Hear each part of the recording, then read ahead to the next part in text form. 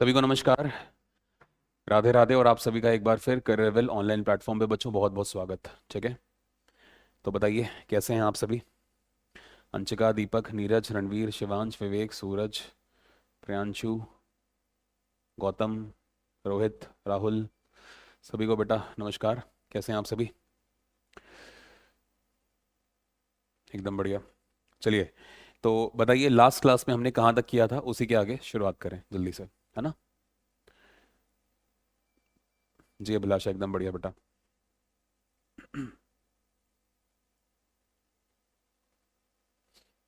Last class में कहाँ तक किया था, उसके आगे स्टार्ट करें। जी आपकी क्लास है क्लास नाइन्थ, और आज आपकी बायो की क्लास ये वाली।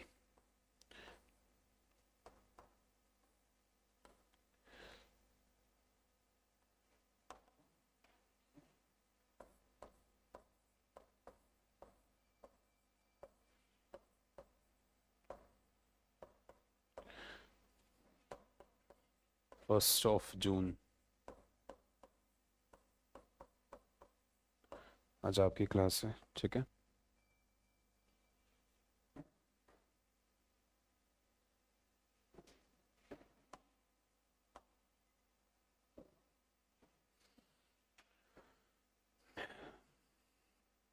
क्योंकि जीन जो होते हैं, सूचनाएं उसी में होती हैं प्रियांशु, और वही डीएनए पे लगे होते हैं, और वही डीएनए जो है वो क्रोमोसोम बनाते हैं, और वही क्रोमोसोम ट्रांसफर होती हैं।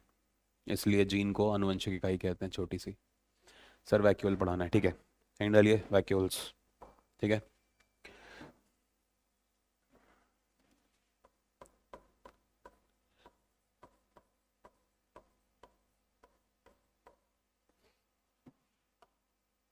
वैक्यूल्स हिंदी में इन्हें कहा जाता है रसधानियाँ, है ना। हिंदी में क्या कहते हैं, रस, वैक्यूल या रसधानियाँ। ठीक है, ओके भाई। अगर हम बात करें वैक्यूल्स की, तो हमने कई सारी बातें कल करी थी ना वैक्यूल की, एक बार बताओ मुझे। एकदम बढ़िया बेटा, एकदम बढ़िया। आप लोग बताओ, ठीक हो। हाँ, तो वैक्यूल के ऊपर हमने कल बातें करी थी, तो मैं आपको बताता हूँ थोड़ा सा। अरे यार क्या हो गया, फिर दिक्कत हो गई। तुम लोग यार, बता दिया करो CUOLES, अब ठीक है। वैक्यूल्स, वो CUOOU हो जाता है यार, है ना। देख लिया करो भाई तुम लोग। चलो, तो पहले तो डायग्राम बनाते हैं इसका, ठीक है। वैक्यूल्स का पहले डायग्राम बनाते हैं, देखो।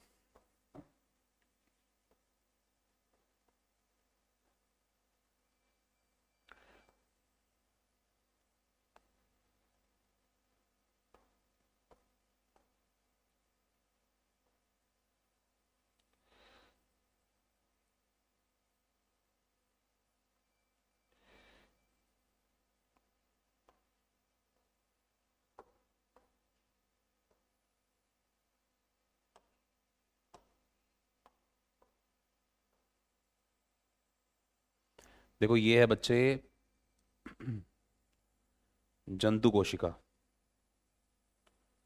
ठीक है, तो ये जो मैंने बनाई है ये जंतु कोशिका बनाई है।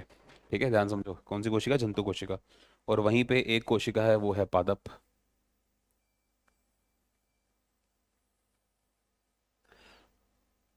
या यहीं बना दूं, चलो यहीं बनाता हूँ, पादप कोशिका यहीं बनाता हूँ, कोई नहीं।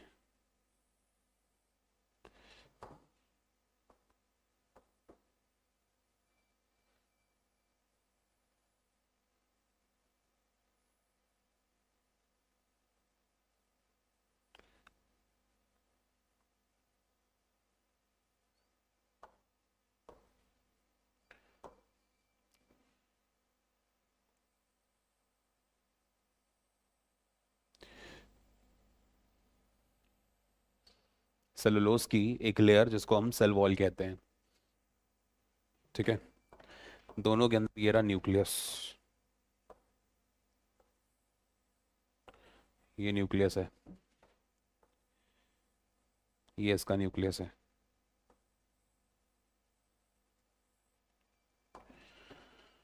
ठीक है,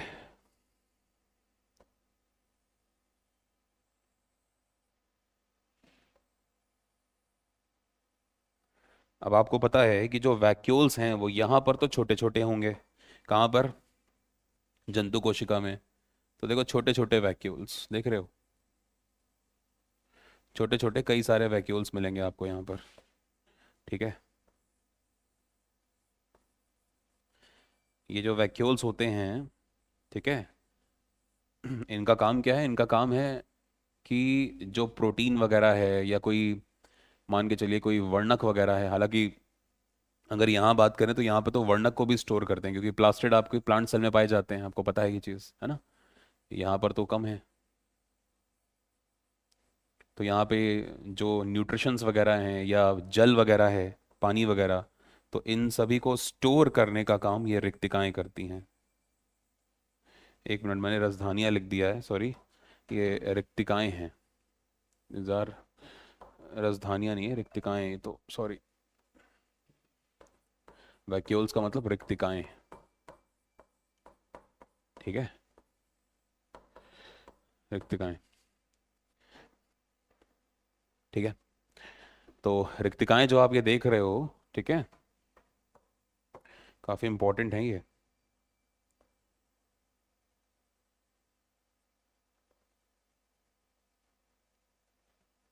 ठीक है, ये राजमा जैसी जो छोटी छोटी आपको ये दिख रही हैं कुछ, ये रिक्तिकाएं ही हैं, वैक्यूल्स ही हैं, और इनके अंदर पानी वगैरह, न्यूट्रिशंस वगैरह जो एक्सेस अमाउंट में आ जाएंगे वो यहाँ स्टोर हो जाते हैं। ठीक है, बात समझ में आ रही है।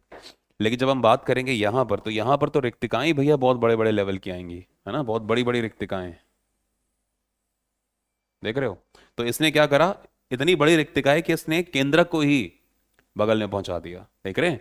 तो जंतु कोशिका में जो केंद्रक होता है वो सेंट्राइज्ड होता है ना, ये सेंट्रली लोकेटेड होता है, आप कह लीजिए, लेकिन यहाँ पर, ठीक है, असाइड हो जाता है केंद्रक, यानी कि दूर हो जाता है। ठीक है, तो ये वैक्यूल्स हैं, कलर कर दीजिए इसमें, देख रहे हैं, तो ये आपका वैक्यूल हो गया।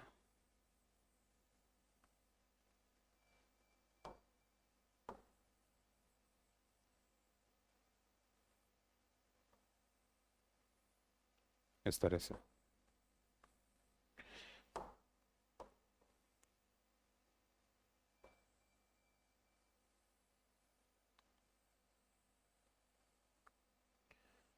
केंद्रक से सटा हुआ, कि केंद्रक को ही साइड में कर दिया, देख रहे हैं। हालांकि थोड़ा सा मैं लेयर बना देता हूँ इसकी, कि बीच में थोड़ा समझ में आ जाए कि नहीं गैप है। ठीक है, थोड़ा सा शायद गैप आपको समझ में आ रहा होगा बीच में, है ना।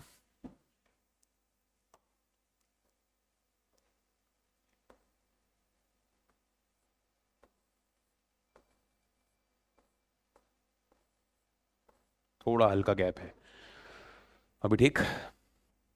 तो जंतु कोशिका और पादप कोशिका, ठीक है। तो पादप कोशिका के अंदर वैक्यूल्स जो होते हैं वो बहुत बड़े बड़े होते हैं, देख रहे हो, और जंतु कोशिका के अंदर छोटे होते हैं और फैले होते हैं पूरे के पूरे कोशिका द्रव के अंदर। ठीक है, नाम लिख लेते हैं चीज़ों के। तो ये जो आप देख रहे हैं, this is what, this is कोशिका द्रव, ये आपकी कोशिका द्रव है, यानी कि साइटोप्लाज्म है। ठीक है, कोशिका द्रव कहते हैं इसको। ये जो आप देख रहे हो, ये येलो कलर की, इसका नाम क्या है, इसका नाम है कोशिका झिल्ली, सेल मेम्ब्रेन है ये। जब आपका सेल टॉपिक खत्म हो जाएगा, जो कि अगले वीक में पूरी पूरी उम्मीद है खत्म है, ठीक है, दिस इज केंद्रक, ये जो आप देख रहे हो, ये आपका केंद्रक है। तो मैं पूरे ना, पूरे सेल का एक बार कंप्लीट डायग्राम बनाऊंगा, जितने पार्ट हमने पढ़े हैं सारे के सारे उसके अंदर आ जाएंगे, ठीक है। और इसकी बात करें तो ये क्या है, यही है रिक्तिकाएं, वैक्यूल्स, दीज आर वैक्यूल्स, यानी कि रिक्तिकाएं। ठीक है, this is what, this is nuclear membrane, ये केंद्रक झिल्ली है। यूकैरियोट्स की खास बात है ये केंद्रक झिल्ली का होना, यूकैरियोट्स, है ना। ओके, अच्छा एक बात और बताता हूँ, देखो, ये जो आप देख रहे हो ना रस, ये जो रिक्तिकाएं हैं, रिक्तिकाओं के ऊपर ये एक आप आवरण देख रहे हैं, इस आवरण का एक नाम है, इस आवरण को कहते हैं टोनोप्लास्ट। क्या नाम देते हैं, ये जो आवरण आप देख रहे हो, इस आवरण का नाम है टोनोप्लास्ट, ये आवरण है, इसको भी लिख लो, टोनोप्लास्ट। हालांकि ज़्यादा बेहतर तो ये पादप कोशिका में दिखाई देता है, बिकॉज पादप कोशिका में रिक्तिकाएं बड़ी होती हैं, है ना, इसलिए मैं यहाँ पर भी लिख दूंगा, डोंट वरी। और यहाँ पर क्या है, यहाँ पर क्रोमाटिन वगैरह, है ना, धागे, डीएनए, सब चीज़ें पाई जाती हैं, आपको पता ही है ना। इसके अलावा न्यूक्लियोलस, ये सब चीज़ें, ठीक है। इतना बहुत है। यहाँ आते हैं, देखो यहाँ लिखूंगा मैं जो भी वो इस कलर से, ठीक है। देखो जैसे ये जो आप देख रहे हो ये क्या है, यहाँ लिख देता हूँ ऊपर। ये जो आप देख रहे हैं ये है आपकी कोशिका भित्ति, सेल वॉल। पादप है ना, तो पादप में तो कोशिका भित्ति पाई जाती है, सबसे बाहर वाली, पता है आपको, कोशिका भित्ति है ये, सेलुलोज की बनी हुई है ना, जबकि ये फॉस्फोलिपिड्स की बनी थी, याद है आपको। हाँ, पादप कोशिका में एक ही होता है, ठीक है। मतलब एक सेल है ना, एक सेल के अंदर एक दिखाया हुआ है मैंने, ठीक है। ऐसे तो पता नहीं कितनी सारी सेल्स होती हैं। अच्छा, ये जो आप एक लेयर देख रहे हो, एक और लेयर देख रहे हो ना अंदर, ये जो लेयर है भाई साहब, ठीक है, इसका नाम है कोशिका झिल्ली, वहाँ लिखा हुआ है। चलो यहाँ भी लिख देता हूँ, this is what, this is कोशिका झिल्ली।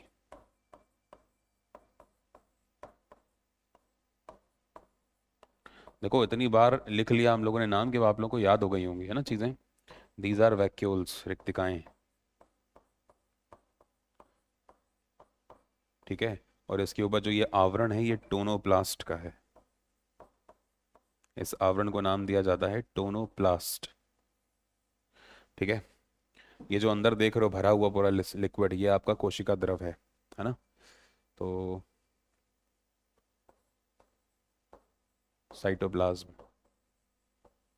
ये जो आप देख रहे हो ये साइटोप्लाज्म ना, कोशिका द्रव है, पता ही है आपको। ये केंद्रक है ना, क्रोमाटिन वगैरह के धागे, ठीक है, न्यूक्लियोलस, सब इसमें पाया जाएगा। This is what, this is केंद्रक। ये सब अब लिख लेना ना, ये सब अब आप इतना, ऑलमोस्ट टॉपिक हम लोग खत्म कर रहे हैं, तो अब आपको सब कुछ पता है पहले से कि कौन सी चीज़ क्या है, बताने की जरूरत नहीं है आपको, ठीक है। ठीक बेटा, जल्दी से बताओ, यस करो, समझ में आ गया। तो कल हमने बात करी थी कि जो रिक्तिकाएं हैं, ल्यूवेन हॉक ने सबसे पहले रिक्तिकाओं को देखा, और ठीक है, स्प्लेन जॉनी ने सबसे पहले उनका नामकरण किया और बताया कि जो एंडोप्लाज्मिक रेटिकुलम होती है, यानी कि जो अंतःप्रद्रवी जालिका होती है, उसी से मिलकर निर्माण होता है वैक्यूल्स का, ठीक है। ये सब बातें किसने बताई, स्प्लेन जॉनी ने, ठीक है। और उसके बाद फिर ये बातें भी पता लगी धीरे धीरे करके कि भाई पादप कोशिकाओं में रिक्तिकाएं बड़े स्तर पर पाई जाती हैं, है ना, काफ़ी बड़ी होती हैं, जबकि जंतु कोशिकाओं में जो रिक्तिकाएं होती हैं वो छोटी छोटी पाई जाती हैं। तो इन सब चीज़ों को लिखते हैं।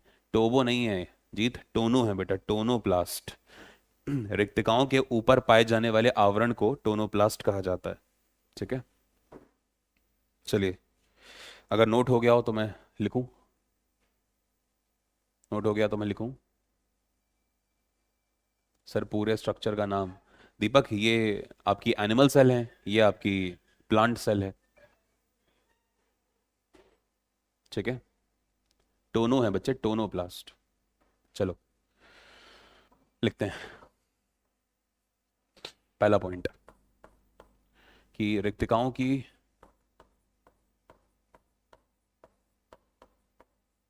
पहला पॉइंट लिखो कि रिक्तिकाओं को सर्वप्रथम, रिक्तिकाओं को सर्वप्रथम, ठीक है, सर्वप्रथम ल्यूवेन हॉक ने देखा, एंटी वॉन ल्यूवेन हॉक, उन्होंने देखा।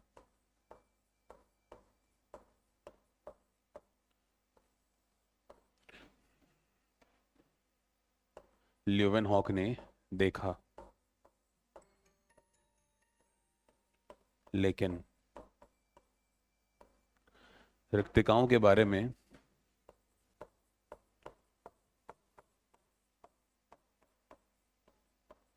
लेकिन रिक्तिकाओं के बारे में संपूर्ण जानकारी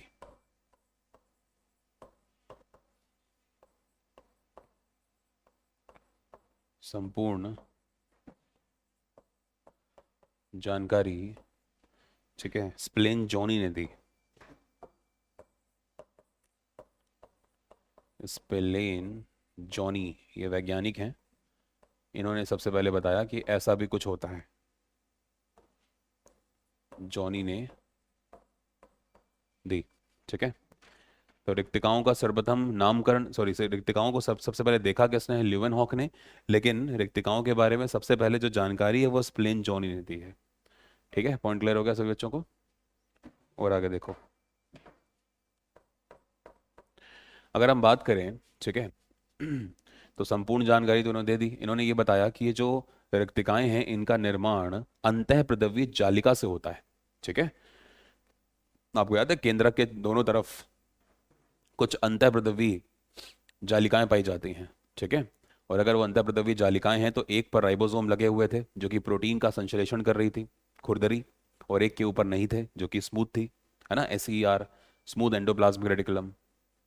चिकनी अंतःप्रदवीय जालिका हमने उसको बोला था, जो कि क्या कर रही थी, जो कि फैट का सिंथेसिस यानी कि वसा का संश्लेषण कर रही थी। याद है आपको? तो उसी की बात कर रहे हैं कि अंतःप्रदवीय जालिका से ही टूटकर बनने वाला जो एक कोशिकांग है वो कौन सा है, वो आपका रिक्तिकाएं हैं। ठीक है, तो इस बात को लिखेंगे कि रिक्तिकाएं, या कह लो रिक्तिकाओं का निर्माण,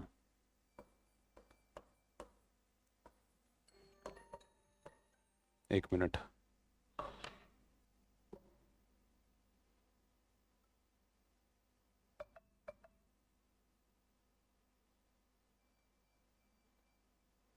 जी, तो अगला लिखिए, रिक्तिकाओं का निर्माण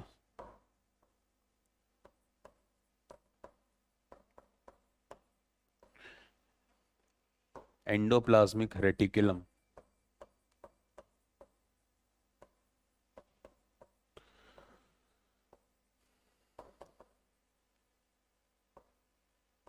एंडोप्लाज्मिक रेटिकुलम यानी कि अंतःप्रदवीय जालिका,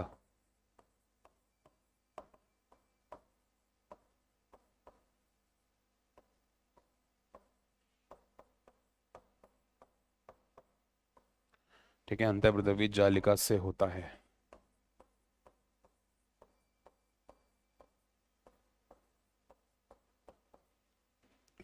तो रिक्तिकाओं का जो निर्माण है वो एंडोप्लाज्मिक रेटिकुलम यानी कि अंतःप्रदवीय जालिका से होता है। ठीक है, यहाँ तक कोई समस्या नहीं है आपको? और आगे बात करते हैं। आपको पता है कि जो पादप कोशिकाएं हैं उनमें रिक्तिकाएं बड़े स्तर पे पाई जाती हैं, बड़ी होती हैं, है ना, और साइज से बड़ी होती हैं, आकार में बड़ी होती हैं, लेकिन जंतु कोशिकाओं में छोटी छोटी रिक्तिकाएं पाई जाती हैं। लिखते हैं इस बात को, पादप कोशिकाओं में, देखो जो चीज़ डायग्राम में दिखाता हूँ आपको वही चीज़ लिखता हूँ मैं यहाँ पे, है ना, तो ज़्यादा कुछ रटने की जरूरत नहीं है आपको। समझ रहे हैं तो याद हो गया होगा पूरा टॉपिक अभी तक तो। पादप कोशिकाओं में रिक्तिकाएं बड़ी व सुसंगठित आकार में पाई जाती हैं। संगठित होती है ना, बड़ी सुसंगठित आकार में पाई जाती हैं।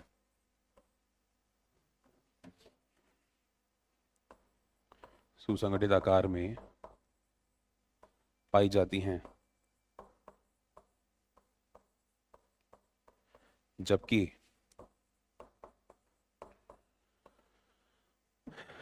जबकि जंतु कोशिका में, जंतु कोशिका मतलब एनिमल सेल, जबकि जंतु कोशिका में ये रिक्तिकाएं यानी कि जो वैक्यूल्स हैं ये छोटी छोटी होती हैं। ठीक है, बताइए आगे बात समझ में क्लियर है बेटा? RER से या SER से? अरे बेटा अंतःप्रदवीय जालिका लिखी है दोनों से। ठीक है, अंतःप्रदवीय जालिका पहले एक होती है, ठीक है, वो फिर धीरे धीरे डेवलप होती है और दोनों पोल्स पे चली जाती है। नोट करो जल्दी से, चलो।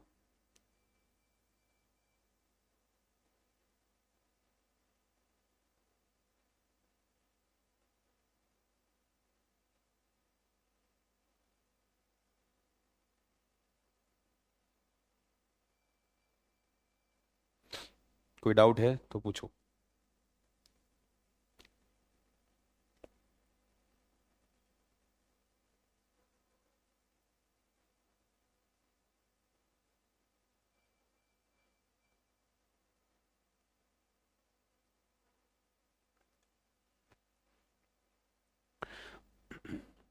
जब टिश्यू पढ़ाऊंगा तब बताऊंगा। ठीक है जीत, सॉरी प्रियांशु।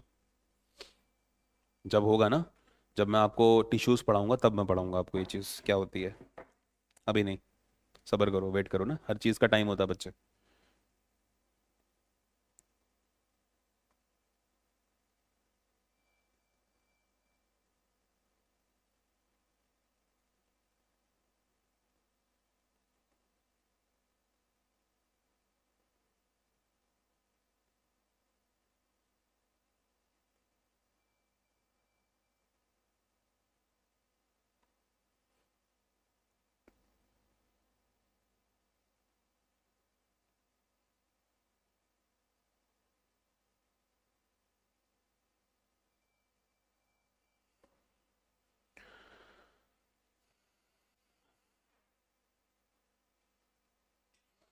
सब्र कर जाओ।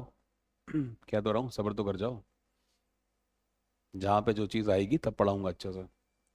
रिलेट करने वाली चीज़ बाद में आएगी तो फिर करा दूंगा। और कोई डाउट है तो पूछिए प्लीज़। आप टेस्ट कब लोगे? टॉपिक को जान दो पहले। ठीक है, आप लोग पढ़ते रहिए अपना। टेस्ट का भी क्या हो ही जाएगा कभी ना कभी। ठीक है।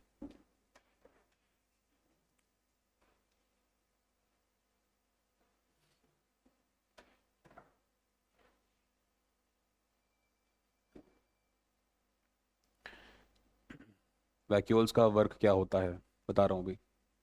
चलो कल्याण उठ। देखो भाई, अब क्या होता है कि कार्य के आधार पर कई प्रकार के वैक्यूल्स होते हैं। ठीक है, इस बात को समझो। जैसे अगर मैं बात करूं तो एक है, उसे हम कहते हैं एयर वैक्यूल्स, यानी कि वायु रूपी, ठीक है, रिक्तिका। तो उसमें क्या होगा कि जो खाली स्थान है वहां पे वायु भरी होगी। ठीक है, वहां पे क्या होगा, रिक्तिका के अंदर वायु भरी होगी। ठीक है, रेस्पिरेशन में, ताकि हेल्प हो पाए, यानी कि श्वसन में हेल्प हो पाए। इसके अलावा एक होती है जो आपको जंतु कोशिका और पादप कोशिका दोनों में ही मिलेगी। हालांकि पादप कोशिकाओं में विभिन्न प्रकार की पाई जाती हैं। ठीक है, जंतु कोशिका में तो कुछ यूनिक प्रकार की ही होती हैं, है ना।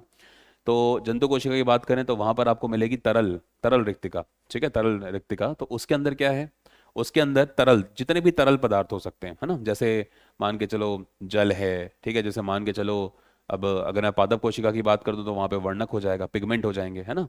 तो ये पिगमेंट वगैरह वहां पे स्टोर होते हैं। तो ये तरल रसधानी या तरल रिक्तिका का काम होता है। ठीक है, इसके अलावा आप कह सकते हैं कि जो आपके प्रोकैरियोटिक होते हैं, है ना, प्रोकैरियोट्स जो जीव होते हैं, तो उनके लिए इन रिक्तिकाओं के अंदर जल भरा होता है। जल भरा होता है तो क्या होता है कि वो प्रोकैरियोट्स जो होते हैं उनको पानी में डूबने नहीं देते, है ना। क्योंकि जब जल भरा होता है इन रिक्तिकाओं के अंदर तो एक प्रेशर डिफरेंस क्रिएट होता है, और प्रेशर डिफरेंस की वजह से वो डूबते नहीं हैं। ठीक है, तो वो उसको हम जल रिक्तिका कह देते हैं। कुछ ऐसे जीव हैं एक कोशिकीय, है ना, कुछ एक कोशिकीय जीव कह लीजिए या कुछ शैवाल कह लीजिए, तो उनके अंदर भी, ठीक है, कोशिकाओं में इस प्रकार की रिक्तिकाएं पाई जाती हैं। ठीक है, तो उन्हें कहा जाता है संकुचनशील रिक्तिकाएं, यानी कि कॉन्ट्रैक्टिव वैक्यूल्स कहा जाता है उन्हें। ठीक है, कॉन्ट्रैक्टिव वैक्यूल्स।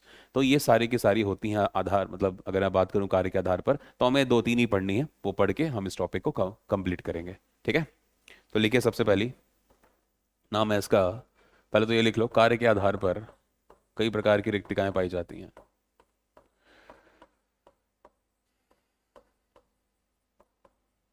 कार्य के आधार पर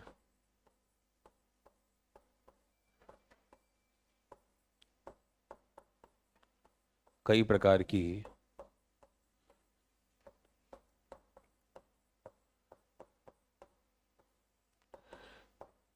रिक्तिकाएं पाई जाती हैं। ठीक है, तो नंबर एक पे क्या लिख लेंगे हम? नंबर एक पे हम लिख लेंगे तरल रसधानी या तरल रिक्तिका।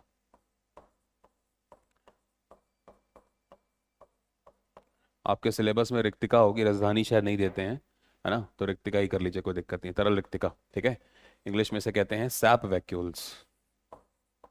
SAP vacuole. तो जो सैप वैक्यूल है, जो तरल रिक्तिका है,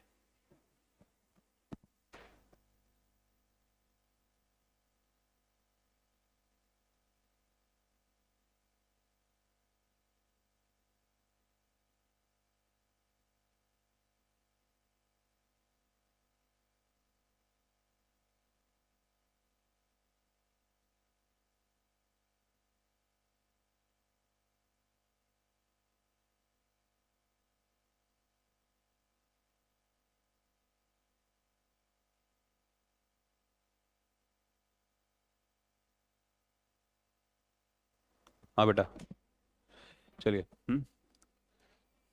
तो बात करते हैं तरल राजधानी। तो देखो क्या होता है तरल राजधानी के अंदर, जैसा कि नाम भी आप लोग को बता रहा है, तो कोई दिक्कत ही नहीं होगी, लिख लोगे आप। सैप वैक्यूल क्या होता है इसके अंदर? तो तरल मतलब सैप। हाँ, तो इस प्रकार की कोशिका में, सॉरी मतलब इस प्रकार की रिक्तिका में, इस प्रकार की रिक्तिका में कोशिका के तरल पदार्थ, देखो कोशिका के हैं ना, तो कोशिका के ही तरल पदार्थ इसके अंदर जाएंगे। तो कोशिका के तरल पदार्थ,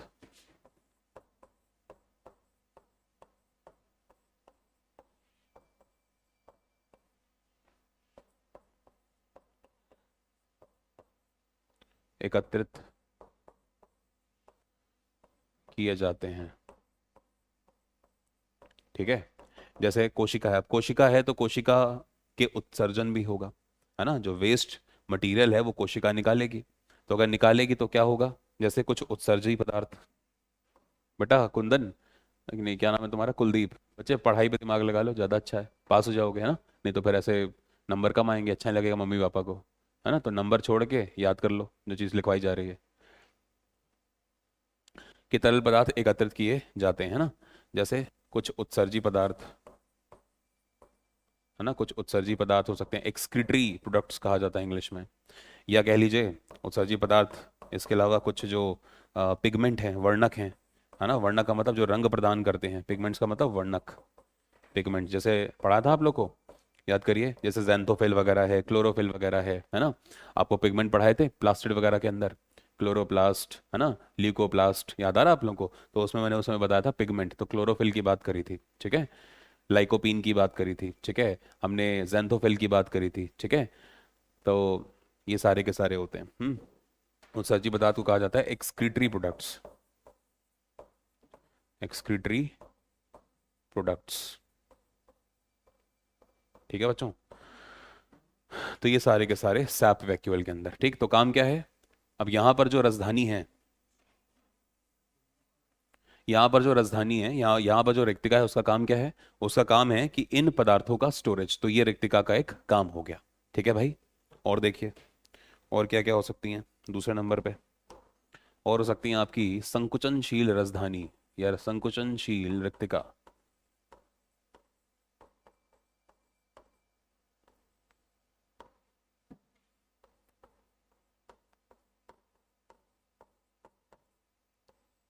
ठीक है, संकुचनशील रिक्तिका, इंग्लिश में कहते हैं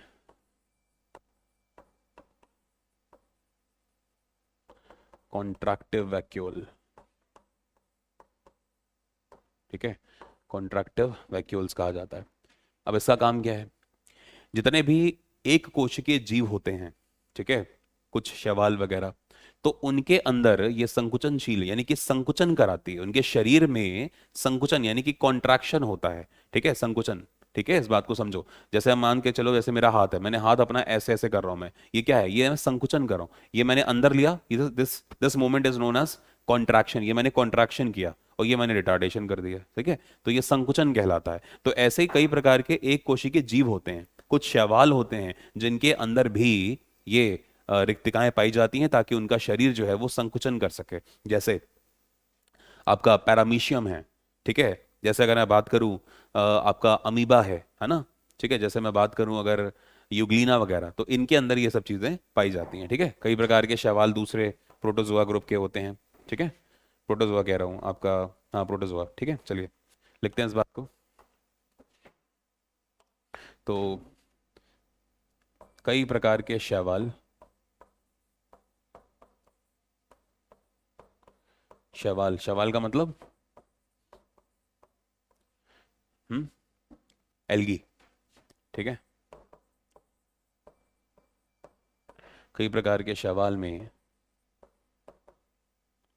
वह एक कोशिकीय जीव, एक कोशिकीय जीव जैसे अमीबा है, पैरामीशियम है, यूग्लिना है, ये सब एक कोशिकीय जीव है ना, यूनिसेल्युलर ऑर्गेनिजम्स कहा जाता है इनको, यूनी सेल्यूलर ऑर्गेनिजम्स। ठीक है, में पाई जाती है। ठीक है, तो कई प्रकार के शैवाल एल्गे एक कोशिकीय जीव में पाई जाती है। संकुचनशील रिक्तिका यानी कि कॉन्ट्रैक्टिव वैक्यूल शरीर के संकुचन में हेल्प करती है। ठीक है, संतोष चुपचाप पढ़ाई करो। आदित्य आपका कमेंट आ रहा है बेटा, क्या पूछ रहे हो? तरल मतलब बहने वाला, हाँ, तरल का मतलब आदित्य लिक्विड। ठीक है, विच कैन बी फ्लो। ठीक है, जो फ्लो कर सकते हैं। All the liquids are flowable in nature, flow कर सकते हैं। ठीक है, आगे बढ़े, नोट हो गया? हाँ, लास्ट में सेल का पूरा डायग्राम बनाएंगे। अभी तो और पढ़ाना है। अभी तो कुछ ऐसे जीव, अभी फ्लैजिला है ना, सीलिया, ये सब पढ़ाना है आपको। ठीक है, जो कोशिका के अंदर गति कराते हैं ना। और इसके अलावा अभी परासरण वगैरह बताना है आपको। तो ये इसके बाद फिर टॉपिक खत्म है, मतलब पूरी पूरी उम्मीद है कि मैं इस वीक में ख़त्म कर दूंगा। मतलब ये जो सैटरडे होगा, सैटरडे में आपका ये टॉपिक ख़त्म है। ठीक है, उसके बाद फिर इसके जो आपके टाइपिंग नोट्स हैं वो आपको दे दिए जाएंगे। फिर हम यहाँ पे डिस्कशन कर रहे होंगे क्वेश्चंस का। ठीक है, क्वेश्चंस का डिस्कशन भी तो होगा ना भाई। ठीक है, और चलो हो गया। आगे लिखो, नेक्स्ट। अगला है आपका जल रिक्तिका, वाटर वैक्यूल।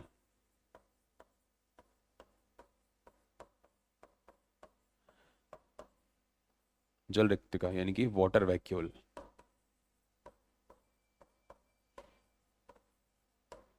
अब वाटर वैक्यूल क्या हो गया? देखो, जितने भी प्रोकैरियोटिक जीव होते हैं, ठीक है, यूजुअली ये पानी के अंदर पाए जाते हैं। बाहर भी होते हैं, टेरेस्ट्रियल भी हो सकते हैं, वैसे एक्वेटिक होते हैं ज़्यादातर। तो जो प्रोकैरियोटिक जीव होते हैं उनके अंदर ये जो जल रिक्तिका है वो पाई जाती है, ताकि एक प्रेशर डिफरेंस क्रिएट हो सके और वो पानी के अंदर, ठीक है, उत्प्लावन बल यानी कि जो, अगर हम बात करें, एक फोर्स होता है, आगे चल के आप उसको पढ़ोगे, आर्किमिडीज ने बताया था उसके बारे में, आर्किमिडीज प्रिंसिपल पढ़ोगे, बॉयंस फोर्स, उत्प्लावन बल कहते हैं, बॉयंसी। ठीक है, उत्प्लावन बल, बॉयंट फोर्स कहते हैं। तो उत्प्लावन बल की वजह से वो ऊपर तैरते रहें, ठीक है, डूबे ना। तो उसके लिए जल रिक्तिकाएं पाई जाती हैं, समझ रहे हैं, ताकि प्रेशर डिफरेंस क्रिएट हो सके। तो आपको ज़्यादा नहीं लिखना है इसके अंदर, बस कुछ बातें लिख लो कि जो प्रोकैरियोटिक जीव हैं, जैसे बैक्टीरिया वगैरह है ना, प्रोकैरियोटिक,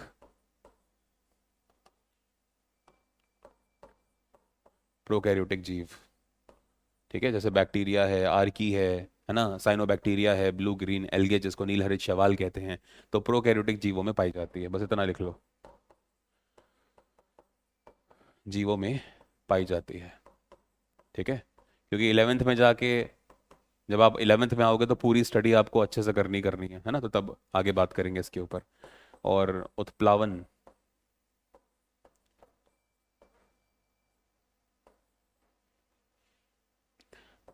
इंग्लिश में कहते हैं बॉयंट फोर्स।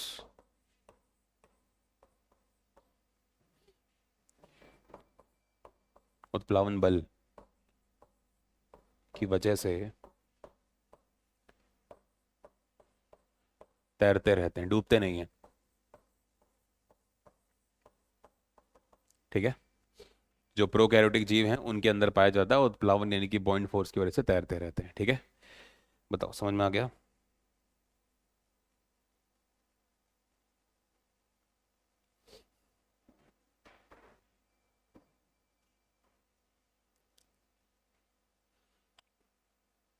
सबके कमेंट आ रहे हैं भाई। गौरव, टाइम से नहीं आता ना बेटा, इसीलिए दिक्कत होती है, टाइम से आया करो।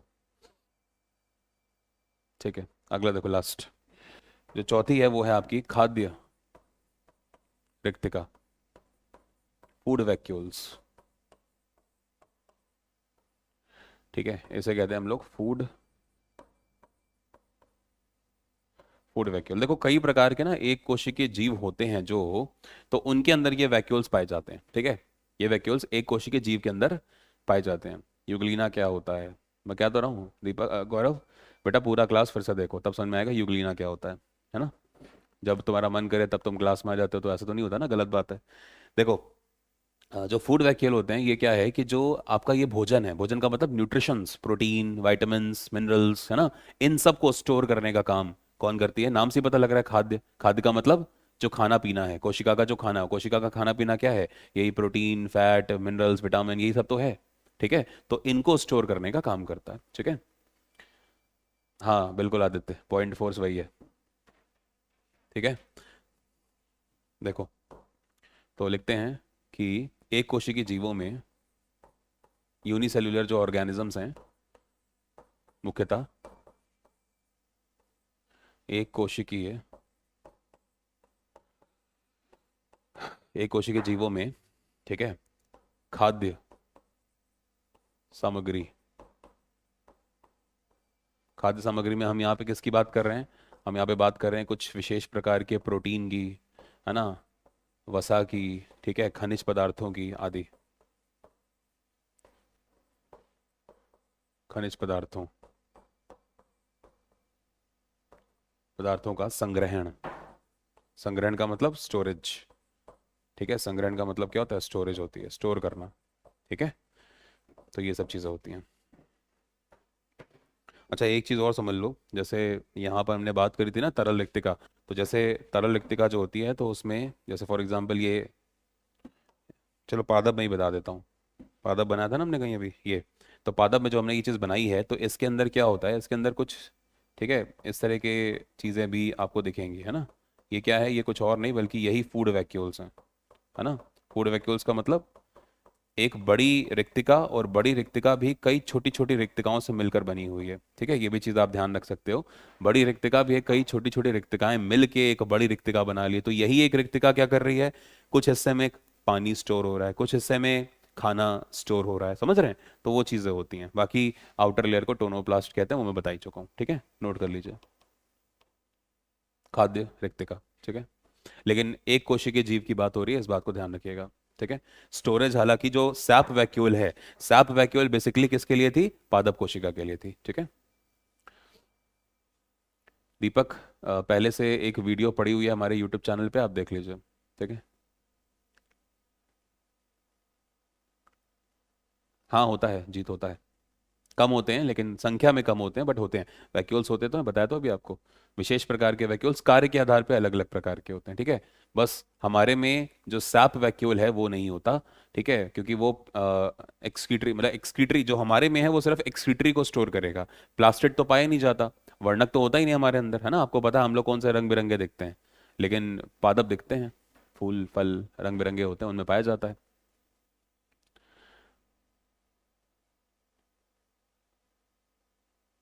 ठीक है, ओके, तो आपका ये खत्म होता है। ठीक है, तो उम्मीद करता हूँ आप लोग समझ गए होंगे कि वैक्यूल्स क्या होते हैं। ठीक है, अगले वाले में हम लोग बात करेंगे कुछ ऐसे ही, ठीक है, कोशिकांगों के बारे में, कोशिका के, जो कोशिका को गति प्रदान करते हैं, है ना। कोशिका में कुछ जो चीजें हैं वो गति करके एक हिस्से से दूसरे हिस्से में पहुंचेंगी, तो उन्हें सीलिया या फिर फ्लैजेला कहा जाता है। बाद में बात करेंगे कि इनके ऊपर ये सब क्या होते हैं। और फिर लास्ट में हमें पढ़ना होगा एक बार, ठीक है, परासरण की विधि को, कि आखिरकार ये परासरण, ऑस्मोसिस, रिवर्स ऑस्मोसिस, ये सब क्या क्या चीजें होती हैं। और फिर फाइनली हमारा टॉपिक कंप्लीट हो जाएगा। ठीक है, हाँ आदित्य बिल्कुल। अगर एक बड़ा सा जो शिप है, अगर वो नदी समुद्र के ऊपर तैर रहा है, नदी में तो नहीं बस समुद्र के ऊपर अगर तैर रहा है या बड़े से सागर में तैर रहा है, तो इतना बड़ा शिप तैर लेता है क्यों? बॉयंट फोर्स की वजह से।